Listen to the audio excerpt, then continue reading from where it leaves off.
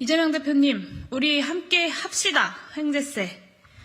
주말 사이에 더불어민주당이 은행 상생기여금 제도로 도입하려는 은행 횡재세가 당내 의원들의 반대로 법안 통과가 어렵다는 소식이 들려왔습니다. 이재명 당대표, 홍익표 원내대표를 포함한 50여 명의 공동 발의로 발의됐고 민주당의 당론으로 은행 횡재세를 도입하겠다는 것이 지난 2주 동안 언론의 주요 뉴스였습니다. 그런데 아직 당내 교통정리도 안 된 상태였다는 소식에 저는 물론 국민들께서도 황당할 따름입니다.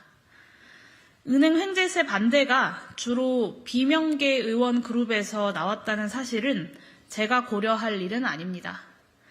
하지만 정부 여당, 은행권, 재계, 보수 언론의 횡재세 반대 논리가 중산층과 서민을 위한 당을 표방하는 민주당 안에서 일부 의원들의 입장으로 그대로 재현됐다는 것에 대해서는 깊은 실망으로 비판하지 않을 수 없습니다.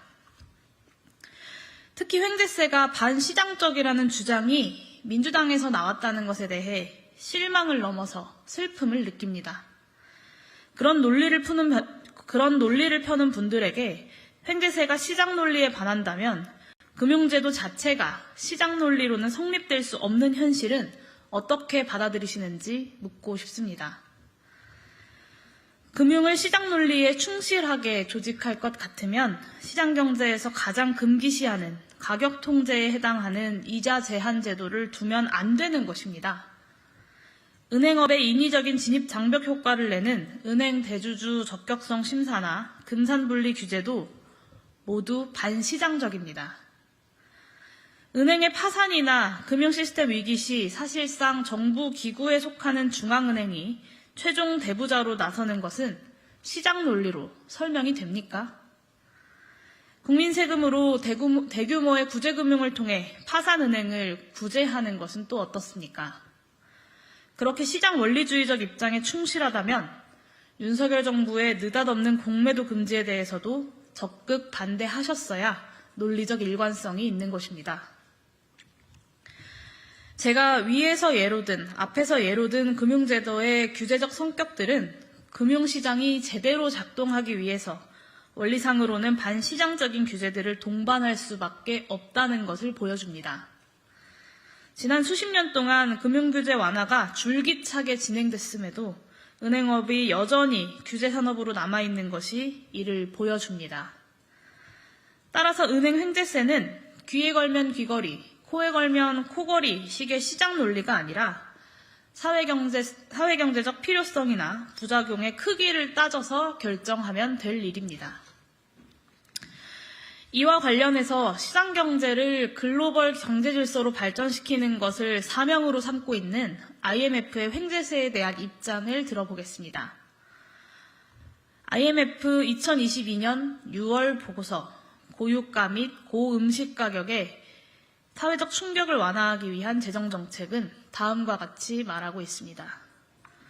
초과이윤세는 위기기간 중 높은 실적을 거둔 기업들의 기여금 납부를 가능케 함으로써 사회적 결속을 지원한다.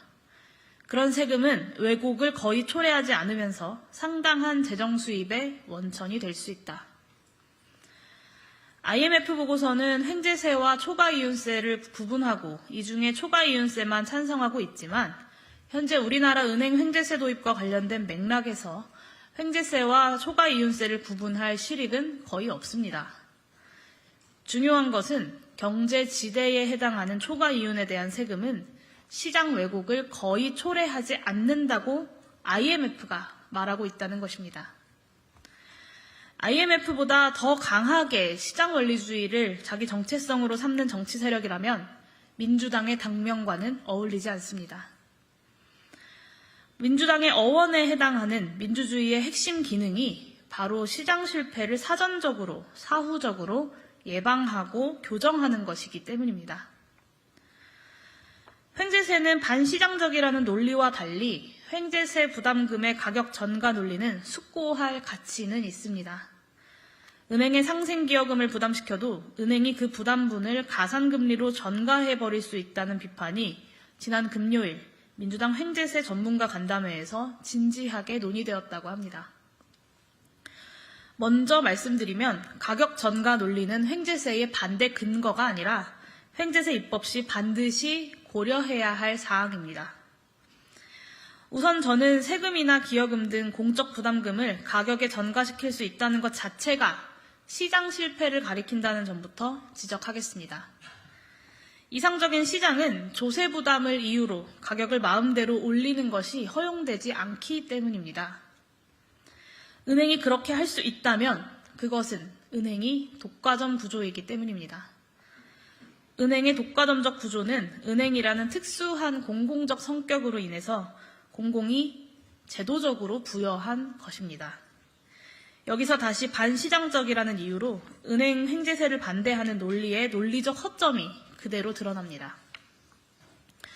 물론 논리적 허점과 관계없이 수요는 무제한에 가깝고 공급은 제한적인 독과점 구조 하에서 은행들이 상생기여금 부담을 가상금리 인상으로 메꿀 현실적 위협이 크게 존재합니다. 미국 민주당이 2022년 3월 소비세 형태로 발의한 푸틴 전쟁에 따른 수익 획득 금지법은 횡재세 부담금의 가격 전가를 막을 장치를 규정하고 있습니다. 석유 사업자가 무연 휘발유 가격을 기준 가격 이상으로 판매할 경우 50% 세율로 소비세를 부과한 다음 이 조세에 대응해 가격을 추가 인상하면 세율을 75%로 올리는 내용입니다. 가격 인상으로 횡재세에 대응한다면 아예 가격 경쟁력을 현저히 낮추는 방식으로 가격 전가 유인을 떨어뜨리는 것입니다. 은행 횡재세 역시 가상금리 전가를 막을 수 있는 수단이 있습니다. 가장 현실적인 방법은 횡재세 부담금의 가격 전가 시 세율이나 부담률을 대폭 올리는 방식으로 가산금리 인상 유인을 떨어뜨리는 것입니다.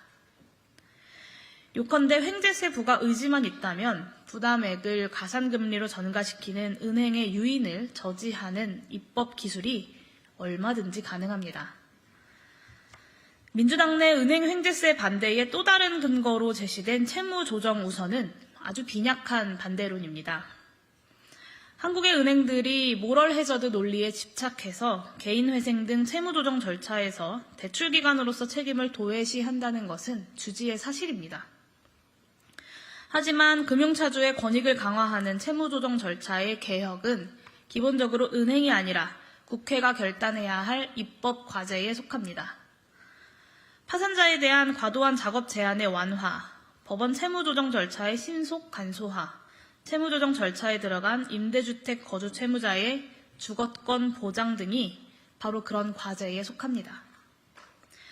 은행이 국회 입법 과정에 협조할 수는 있습니다. 그러나 기본적으로 은행의 애걸복걸에서 얻어낼 수 있는 정책들이 아니고 은행과 채무자, 은행과 금융약자들 사이의 이해관계를 합리적으로 조정해야 하는 국회가 최종 결단을 통해 해결해야 할 입법 과제입니다.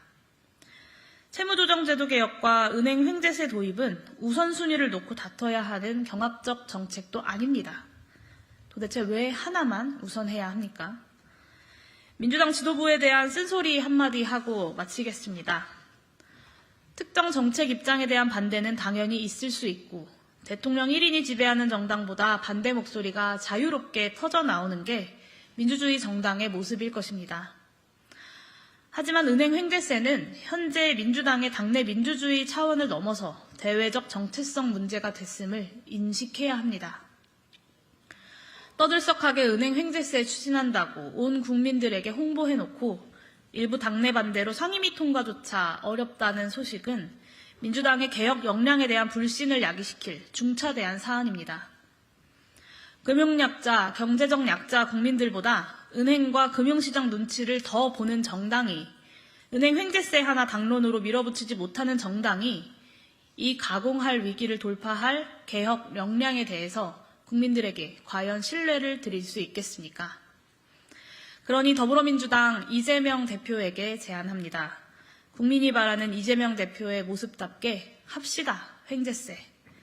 저 용해인과 기본소득당은 횡재세 도입을 위해 최선을 다해 협력하겠습니다.